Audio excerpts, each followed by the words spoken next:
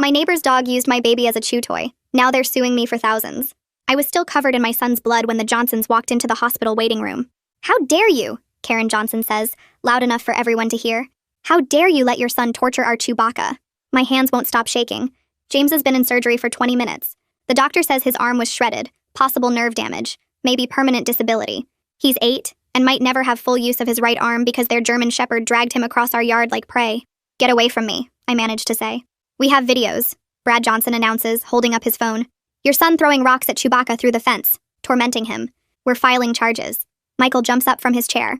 Our son is in surgery. Your dog nearly killed him. Because James provoked him, Karen insists. Chewbacca is traumatized. He won't even eat now. The emergency vet bills are already over $2,000.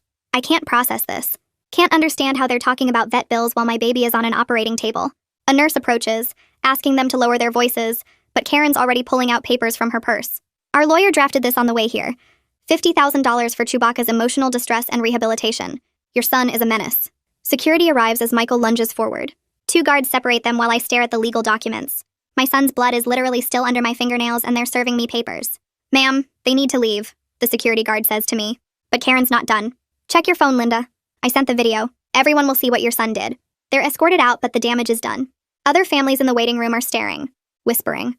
I check my phone with trembling fingers and find she's posted it on the neighborhood Facebook page. Grainy security footage of James by the fence. You can't see any rocks, but comments are already piling up. That poor dog. Some parents can't control their children. I always knew that boy was trouble. Michael's reading over my shoulder. This is insane. James was playing in our own yard. Their dog broke through the fence. My phone rings. Unknown number. I answer without thinking. Mrs. Conway? This is Channel 6 News. We saw the video of your son provoking a neighbor's dog. Can you comment on the lawsuit? I hang up. It's been 30 minutes since the attack and somehow I'm the villain. Another call. Our insurance company. They've already received a claim from the Johnsons. The surgeon appears in the doorway and my heart stops. Everything else vanishes.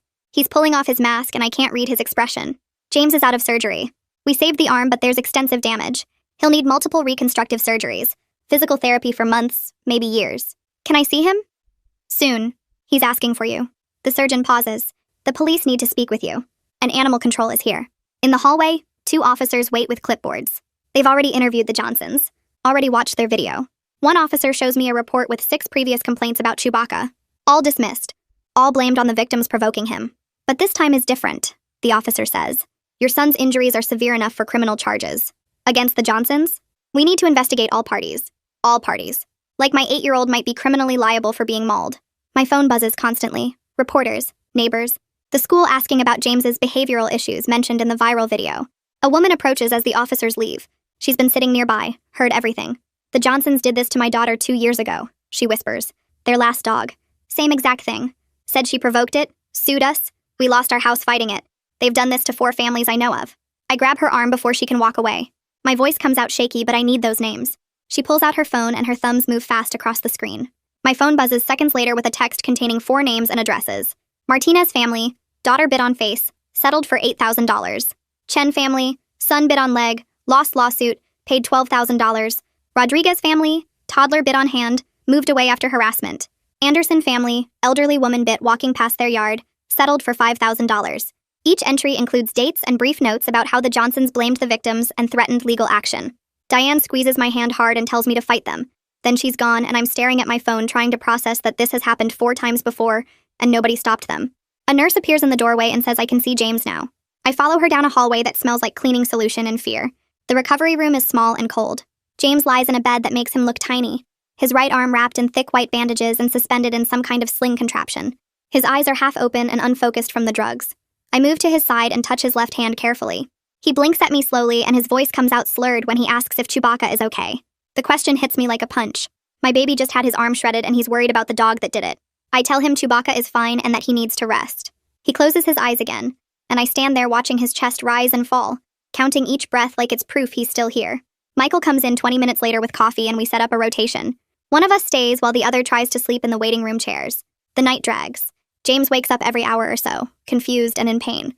The nurses adjust his medication and check his vitals. Around 2 a.m., I'm sitting in the chair next to his bed when my phone starts buzzing. Not just one notification, but dozens, one after another. I check and see the neighborhood Facebook post has been shared to 3 different community groups. The video of James by the fence now has 847 shares, and the comments have multiplied into the hundreds. People I've never met are calling my son a monster, calling me a bad mother, demanding we be kicked out of the neighborhood. I turn off my phone before Michael can see because he's already barely holding it together. Morning comes and Michael takes James' duty while I go home to shower and change. The house feels wrong. I walk through rooms that should feel safe but don't anymore. I find Frederick Tanner's number in the text from Diane and call before I lose my nerve. He answers on the second ring and I explain everything in a rush. The attack, the lawsuit, the viral video, the pattern Diane told me about. He listens without interrupting and then tells me to come to his office at 2 p.m. Bring photos of the yard, the broken fence, any medical records I have. Bring Diane's list. Bring everything. His office is downtown in a building that smells like old wood and carpet. Tanner is maybe 50 with gray hair and tired eyes that have seen too much. I spread everything across his desk. Photos of James's arm before surgery. Photos of the fence with the broken section where Chewbacca came through. Screenshots of the Facebook posts and comments. The lawsuit papers Karen shoved at me in the hospital. Diane's list of previous victims. Tanner studies each item carefully, and then leans back in his leather chair. He explains this is a pattern of aggressive litigation the Johnsons have used for years. They let their dogs hurt people, immediately blame the victims, file lawsuits to intimidate families into silence, and use social media to control the narrative. Most families settle because fighting costs more than paying. He says we need to build a defense immediately and document everything. He tells me to photograph our entire property with timestamps. Save every social media post, every text message, every email. Don't delete anything no matter how upsetting. Avoid any direct contact with the Johnsons and refer all communication through him. He drafts a litigation hold notice right there and sends it electronically to their attorney. The notice warns them not to destroy any evidence including videos, vet records, or documentation of prior complaints. I leave his office feeling like maybe I have some control back. I pick up James from the hospital that afternoon with a thick packet of care instructions. Change bandages twice daily. Watch for signs of infection. Keep arm elevated. Physical therapy starts in 2 weeks. Pain medication every 6 hours. Follow-up surgery scheduled for next Friday. The pharmacist hands me 3 prescription bottles and warns me about side effects. Our house still feels different when we walk through the door. Like something broke that can't be fixed. James falls asleep on the couch within minutes and I sit watching him breathe. My phone rings and the insurance adjuster explains that the Johnsons filed a claim against our homeowner's policy. They're seeking $50,000 for Chewbacca's emotional distress and vet bills. The adjuster warns they're also claiming comparative negligence, arguing that James provoked the attack and we're partially liable. I hang up and want to throw the phone across the room. That night, I lie in bed staring at the ceiling while Michael snores beside me. Every time I close my eyes, I see James's face when I found him in the yard. The blood soaking through his shirt faster than I could press towels against the wounds. The way his arm hung at the wrong angle while Chewbacca's jaws stayed locked on his flesh. The sound he made, not quite a scream, but worse somehow. I get up at 5 a.m. because sleep isn't happening. Michael finds me in the kitchen drinking coffee and suggests we document the fence damage before the Johnsons can claim we tampered with it. We walk our property line with cameras as the sun comes up. The section where Chewbacca broke through shows rotted wood and loose posts that clearly failed under pressure. The wood is gray and soft, crumbling when I touch it. The posts lean at angles and pull away from the ground easily. This fence didn't break because James did anything. It broke because the Johnsons never maintained their side and ignored every HOA violation notice about the deteriorating structure. We take photos from every angle, close-ups of the rot, wide shots showing the whole damaged section. Michael measures the gap and photographs the measurements. We document everything Tanner told us to, building our case one photo at a time. Tanner calls me that afternoon and tells me to come to the police station at 4 p.m. to give my formal statement. He coaches me over the phone to stick to facts, avoid emotional language, and mention the prior complaints without pushing an agenda. I drive there alone because Michael stays with James and the police station smells like coffee and floor cleaner. Detective Brooks is maybe 40 with short hair and a no-nonsense expression. She leads me to a small interview room with a metal table and recording equipment. I tell her everything exactly as it happened. James playing in our yard with his ball. The sound of wood breaking. Chewbacca charging across the grass. The way his jaws locked on James's arm and wouldn't let go no matter how hard I hit him. Detective Brooks takes detailed notes and asks specific questions about the fence condition, whether James was near the property line, what happened in the minutes before the attack. When I mention Diane and the pattern of previous incidents, she stops writing and looks up. She asks me to repeat the names and details. She pulls up something on her computer and nods slowly. She explains that animal control has jurisdiction over the dangerous dog determination, but criminal charges would depend on whether the Johnsons showed negligent control. She says the broken fence and prior complaints strengthen the case for negligence. She thanks me for coming in and says she'll be in touch as the investigation continues. Back home, Michael has already called a contractor who arrives within an hour. The guy walks our fence line and shakes his head at the damage. He explains that the posts need replacing and we should add wire mesh backing for extra security. Michael agrees to everything without asking the price. The contractor starts work immediately, pulling out rotted posts and digging new holes. We follow him with cameras, taking before and after photos of every section. We document the new posts going in, the wire mesh being attached, the whole fence line being reinforced. We photograph timestamps on our phones showing the date and time of each repair. Meanwhile, the Johnson side of the fence remains broken with the gap still visible where Chewbacca came through. We photographed that too, showing we're taking reasonable safety steps while they do nothing. That evening, my phone buzzes with notifications. Karen posted again on the neighborhood Facebook page. I open it with shaking hands. She's claiming we're harassing them by building a fortress, and our paranoid overreaction proves we know James was at fault. She says we're trying to intimidate them and make them look bad. The comment section explodes within minutes. Some neighbors defend us, pointing out that repairing a fence after a dog attack is reasonable. But others agree with Karen, saying we're escalating the situation and being dramatic. People I've known for years are taking sides, arguing back and forth, turning our private tragedy into public entertainment. Someone suggests we're planning to sue and the fence is just for show. Another person says both families need to calm down and work it out privately. I want to respond, but Tanner's voice echoes in my head about avoiding direct contact. I screenshot everything instead, saving the post and every single comment for our records. 3 days after the attack, I'm doing laundry when the doorbell rings. I open it to find a woman in business clothes holding a clipboard and county ID badge. She introduces herself as a CPS caseworker and says someone filed a report about James. My stomach drops. She explains that the report claims James has behavioral issues and we're neglectful parents who let him torture animals unsupervised. She needs to come inside and speak with James. I want to slam the door, but I know that will make things worse. I let her in and call Michael home from work. The CPS visit feels like an invasion. The caseworker walks through our house, looking in rooms, opening cabinets, checking the refrigerator. She asks about our daily routine, our work schedules, how we supervise James. She wants to see his bedroom, his toys, his school supplies. She interviews James in the living room while I sit nearby, asking him about his typical day, what he does after school, whether his parents yell at him or punish him. James answers honestly, confused about why this stranger is asking such personal questions. The caseworker asks if he threw rocks at the dog. James says no, he was playing with his ball in the yard. She asks if his parents ever leave him alone outside. No, he says sometimes, but they can see him from the kitchen window. I provide medical records showing James's regular checkups and vaccinations. I show her his report cards with teacher comments about him being kind and helpful. I give her the names and numbers of our pediatrician, his teacher, and 3 neighbors who can vouch for our parenting. The caseworker writes everything down without expression. She says she'll complete her investigation and be in touch. The whole visit takes 90 minutes and leaves me shaking with fury at whoever made that false report. That evening is the monthly HOA meeting. Michael insists we attend to counter the Johnson narrative. I don't want to go, but he's right that staying away makes us look guilty. We walk into the community center with James between us, his arm still heavily bandaged. The room goes quiet when we enter. I can feel people staring at us, at James's bandages, whispering to each other behind their hands. We sit in the back row. The board president runs through normal business like landscaping and pool maintenance. Then Brad stands up during open comments.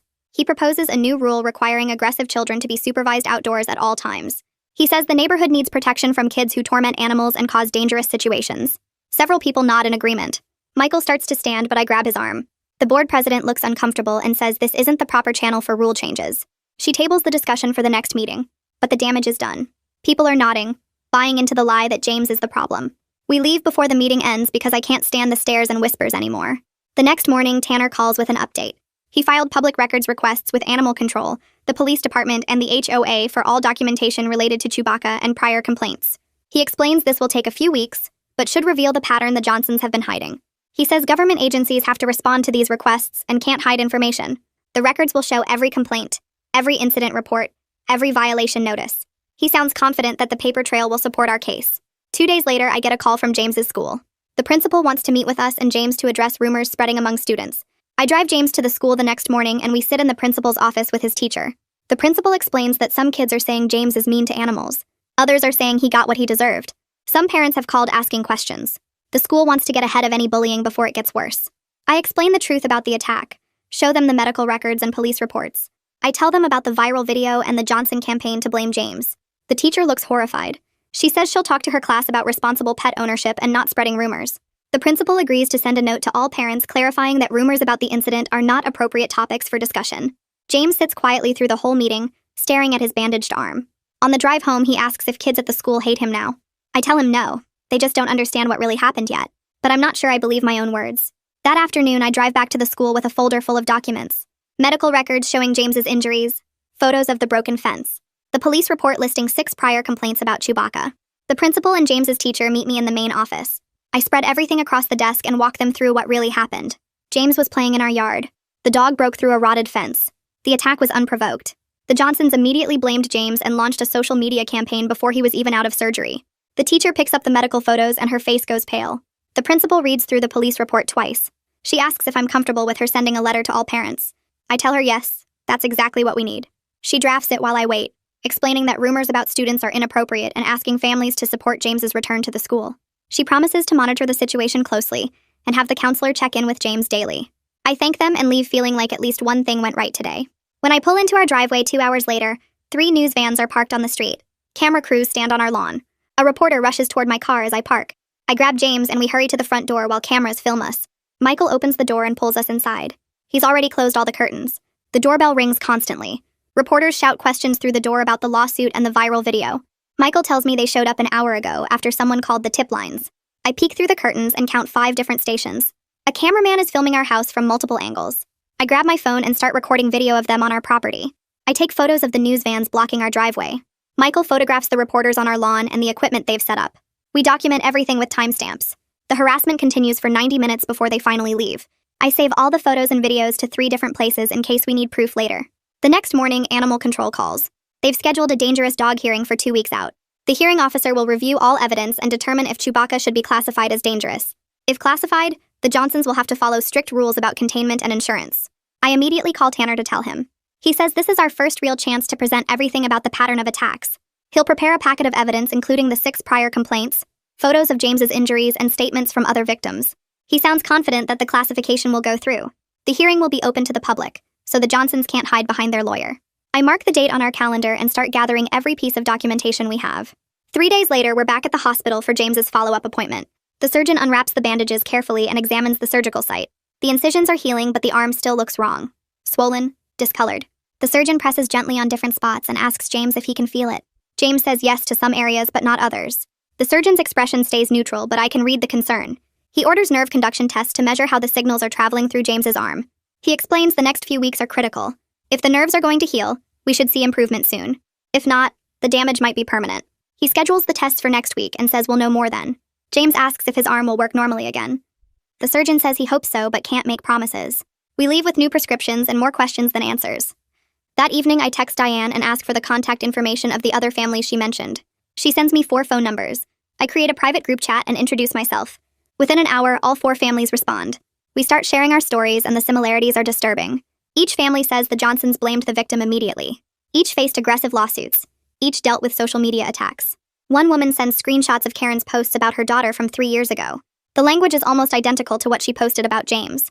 Another family shares legal documents showing the Johnsons sued them for $20,000. They settled for $8,000 to avoid trial costs. A third family says they spent $15,000 on lawyers and still lost because the judge believed the Johnsons' witness testimony.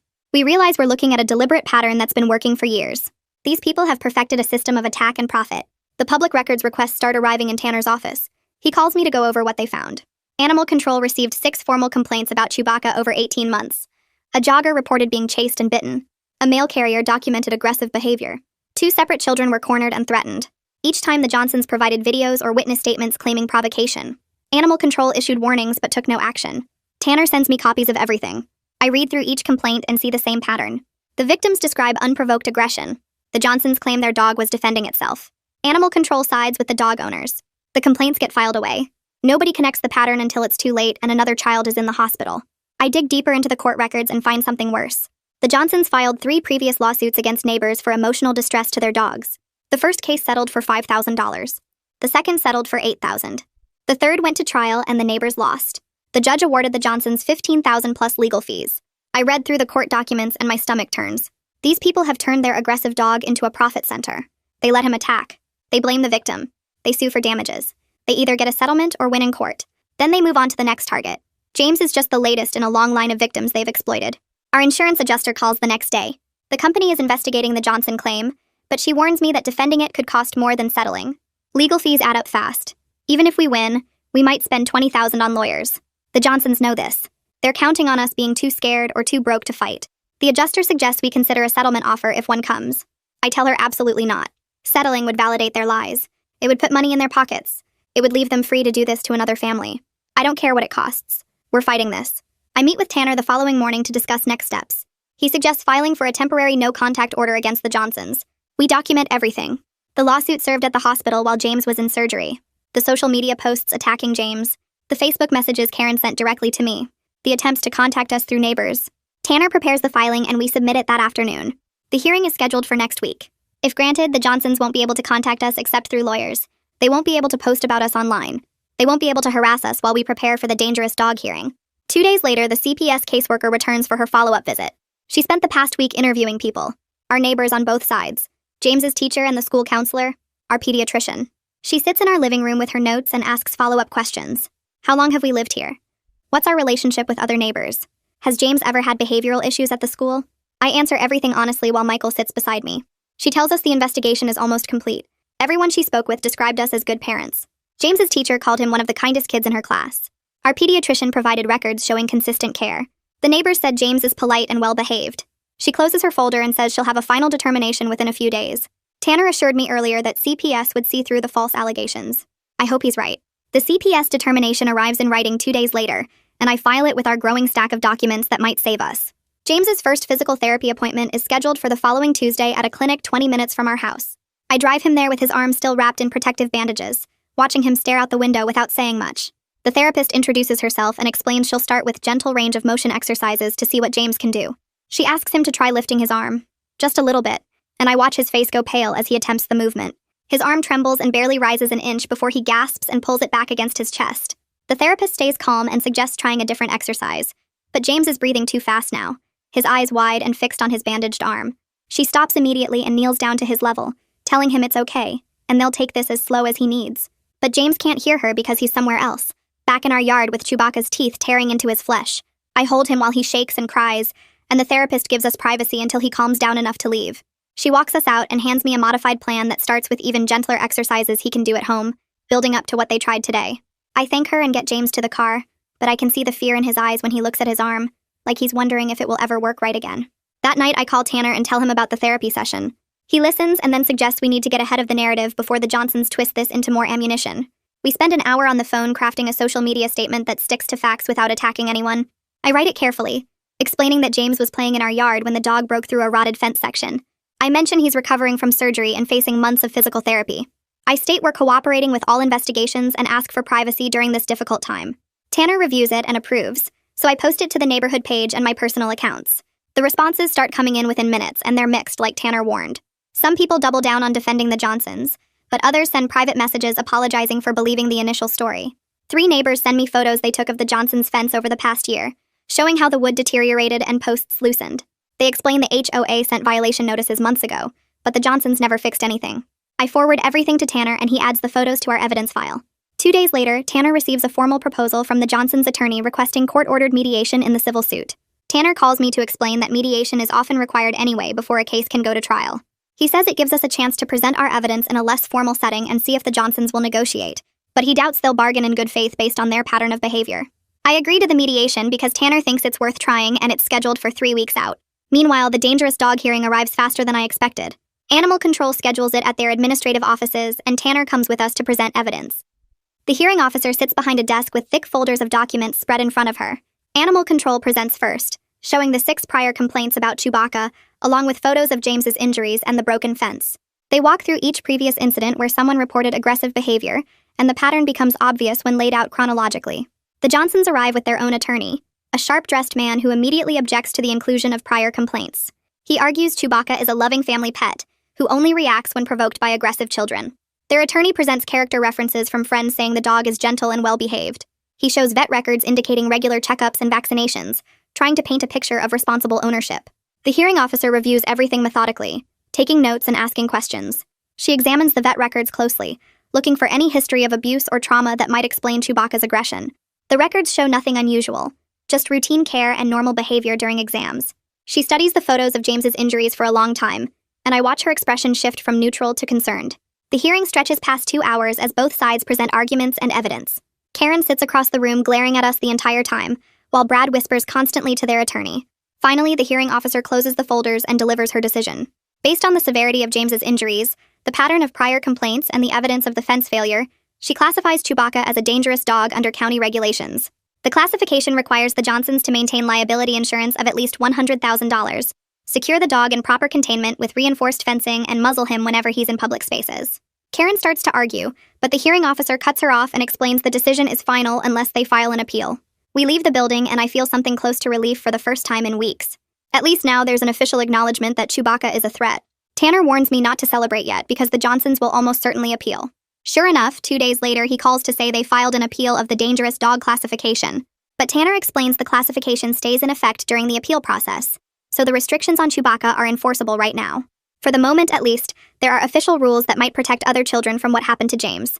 I barely have time to process that small victory before Tanner calls again with worse news. The Johnsons' attorney filed an amended lawsuit adding a counterclaim against us for defamation.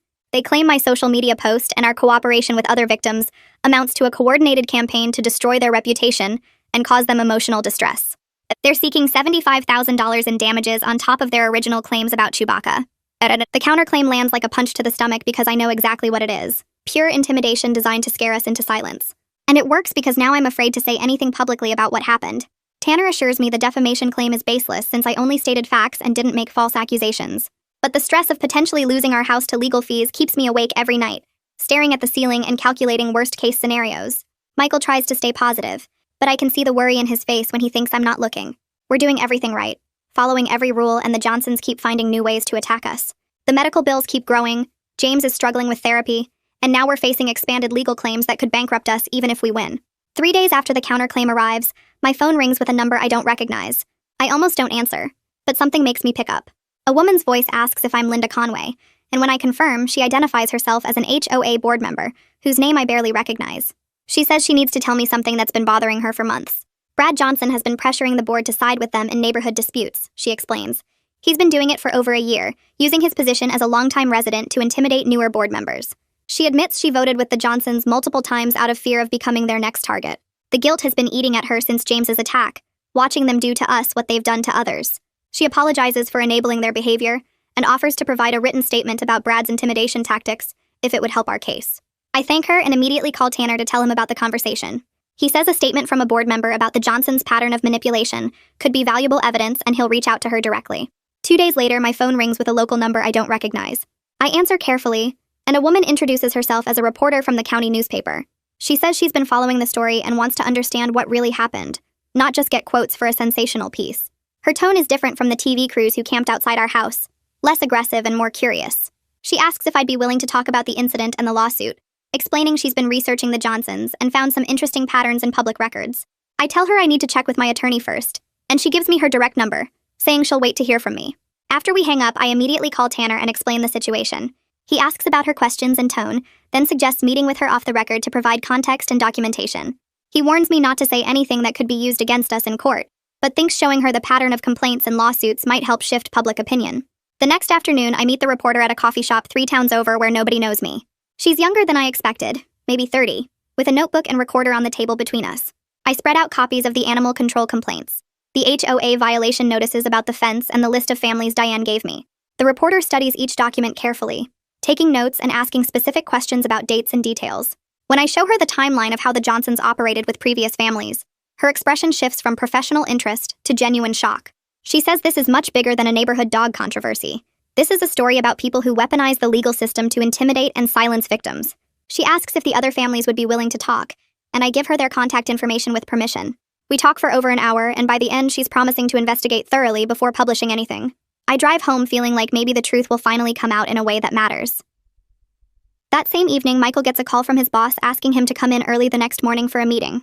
Michael's face goes tight with worry because his company has a strict social media policy, and our situation has been all over Facebook. The next morning, he leaves an hour early, and I pace the kitchen waiting to hear what happens. He calls me 2 hours later, sounding relieved but stressed. His boss was supportive and said the company stands behind him, but asked Michael to keep a low profile and avoid any public confrontations that could reflect badly on the business. Michael promised to stay away from social media and let our lawyers handle everything. He comes home looking exhausted, and we sit at the kitchen table not saying much, just grateful he still has his job while everything else falls apart around us. The medical bills start arriving in thick envelopes that I'm afraid to open. The first surgery alone was $18,000, and our insurance covered most of it, but our portion is already over $8,000. More surgeries are scheduled, and each one will add thousands more to what we owe. I'm sitting at the table surrounded by bills when Diane calls to check on James. I tell her about the money, and she immediately suggests creating a fundraising page, saying people in the community want to help. But I can't bring myself to do it because asking for money feels like admitting we can't handle this ourselves. Diane pushes back gently, reminding me that accepting help isn't weakness, and that people need ways to show support.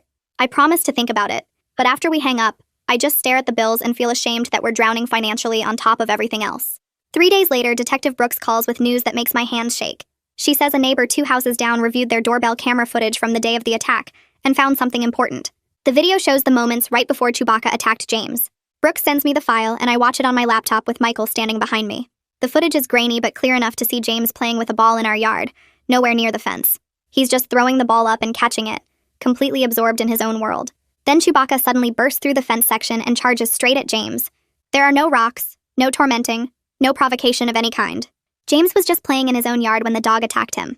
I watch it 3 times, and each viewing makes me angrier, because this video proves everything the Johnsons said was a lie. Tanner calls within an hour of receiving the footage from Brooks. He's already filed it with Animal Control and the prosecutor's office as evidence contradicting the Johnson narrative. He sounds energized in a way I haven't heard before, explaining this video is a game changer for both the criminal case and our civil defense. I should feel vindicated, but instead I'm filled with rage that we needed video proof for people to believe an 8-year-old boy over the adults who let their dog maul him. Tanner warns me not to post about the video publicly since it's now evidence in an active investigation, but he's confident it will make a significant difference in how authorities view the case. After we hang up, I cry for the first time since the attack, not from sadness but from fury that my son's word wasn't enough. The no-contact order hearing happens the following week at the county courthouse. Michael and I sit with Tanner while the Johnsons sit across the room with their attorney, Karen, glaring at us the entire time. The judge reviews the evidence we submitted, including screenshots of the social media harassment, documentation of the lawsuit being served at the hospital, and records of the Johnsons trying to contact us through neighbors despite our requests to stop. Tanner presents everything methodically, and the judge listens without interrupting. When the Johnsons' attorney tries to argue that we're the ones harassing them by organizing other victims, the judge cuts him off and asks for specific evidence. He can't provide any because we've only shared facts and documentation. The judge grants a temporary no-contact order prohibiting the Johnsons from any direct or indirect contact with our family, except through attorneys. As we leave the courthouse, Karen says something to Brad that I can't hear, but her expression makes it clear she's furious about losing this round. 2 days after the hearing, the CPS caseworker calls to tell me their investigation is complete. The finding is unfounded, meaning there's no evidence of neglect or abuse. She apologizes for the intrusion and says she's noting in her report that the complaint appears to have been filed maliciously to harass our family during a medical crisis. I thank her and hang up feeling like I can finally breathe a little easier. One more attack from the Johnsons has been deflected. One more lie has been exposed. I call Michael at work to tell him and hear the relief in his voice, even though we both know this isn't over yet. James has an appointment with the neurologist for nerve conduction tests to see how much damage the attack caused. I sit in the waiting room while they run the tests, watching other families and wondering if they can tell we're the ones from the news. When the neurologist calls us back into his office, he explains the results show significant damage, but also some positive signs of healing. Children's nerves can sometimes recover better than adults, he says, but we won't know the full extent of permanent damage for several months. James will need continued physical therapy and possibly another surgery depending on how the healing progresses. I ask if he'll be able to use his arm normally, and the neurologist won't give me a definite answer, just says we need to wait and see. James asks if he'll be able to play baseball again, and the doctor says maybe, which is better than no, but worse than yes. On the drive home, James is quiet, and I can see him flexing his fingers, testing what works and what doesn't. That night, I lie awake thinking about everything that's happened and realize I can't keep going like this. The anger is eating me alive, making it hard to focus on anything else.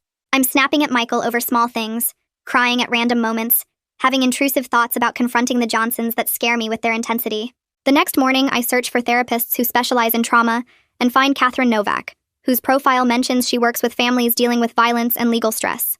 I call her office and somehow she has an opening that same week. At my first appointment, I sit in her calm office and everything I've been holding back pours out in a rush. She listens without judgment, and when I finish, she explains that my rage at the Johnsons is completely normal given what they've done to my family. But she says I need healthy ways to process it so I can be present for James instead of consumed by anger. We talk about coping strategies, and she gives me exercises to try when the intrusive thoughts start. I leave feeling like maybe I can learn to carry this without letting it destroy me. 2 days after my therapy session, my phone rings with a number I don't recognize, but the caller ID shows it's from the district attorney's office. I answer and hear Brian Frost introduce himself as the prosecutor assigned to our case. He gets straight to the point and tells me he's considering filing misdemeanor charges against the Johnsons for negligent control of a dangerous animal.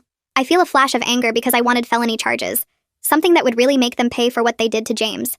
But Brian explains that the video evidence and the 6 prior complaints give him a strong case for a misdemeanor conviction if it goes to trial. He says felony charges require proof of intent or reckless disregard, and while the Johnsons were clearly negligent, proving they intended harm is nearly impossible. I thank him for the call and hang up feeling like it's something but not enough. Never enough for what James went through. The next morning, Tanner calls to tell me mediation has been scheduled for the civil lawsuit in 2 weeks. He explains that mediation is basically a negotiation where both sides sit down with a neutral person who helps them try to reach an agreement. I ask if we have to go, and he says technically no, but judges usually require it before letting a case go to trial. He warns me that the Johnsons will probably make a really low settlement offer just to test whether we're serious about fighting this. He tells me to be ready to walk away from any offer that doesn't cover James's medical costs and hold them accountable. I spend the next few days gathering every medical bill, therapy invoice, and doctor's note we have. Tanner helps me organize everything into a thick binder that shows exactly how much this attack has cost us financially, not even counting the emotional damage. The day before mediation, I wake up to dozens of text messages from neighbors and friends. The local newspaper published the investigative story about the Johnsons and their pattern of attacks and lawsuits. I pull up the article on my phone and start reading. The reporter interviewed 3 other families who went through the same thing we did. She included photos of our broken fence and quoted the animal control officer about the dangerous dog classification. The article lays out how the Johnsons have been using the same playbook for years, blaming victims, filing lawsuits, and manipulating public opinion through social media. Reading it feels like validation, like finally someone with a platform is telling the truth about what these people have been doing to families in our community. My phone doesn't stop buzzing all day. Neighbors who believed the Johnson version of events are sending me apology messages. Some say they feel terrible for judging James without knowing the full story. Others admit they were scared to speak up because they didn't want to become the Johnsons' next target. The HOA board president calls me personally to say the board fully supports our family, and they're reviewing their policies about dangerous dogs in the neighborhood. Michael comes home from work and finds me crying at the kitchen table, but this time it's relief mixed with anger. Relief that people finally see the truth. Anger that it took a newspaper investigation for them to believe us instead of just trusting that an 8-year-old didn't deserve to be mauled. The mediation takes place in a conference room at Tanner's law office. The Johnsons sit on one side of a long table with their attorney.